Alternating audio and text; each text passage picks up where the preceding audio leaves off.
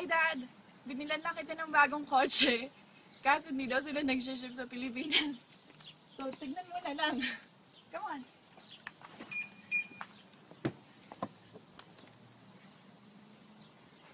Kita mo, bagong-bago yung interior, lahat bago, tapos ang mahal-mahal yan.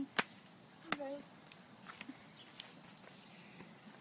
Mas maganda pa yung kotse mo kay Tony. 535, ayan. Kaso hindi ito talaga para sa'yo kasi hindi masya-ship. So, akin na lang. So, ako na magdadrive. Love you, bye.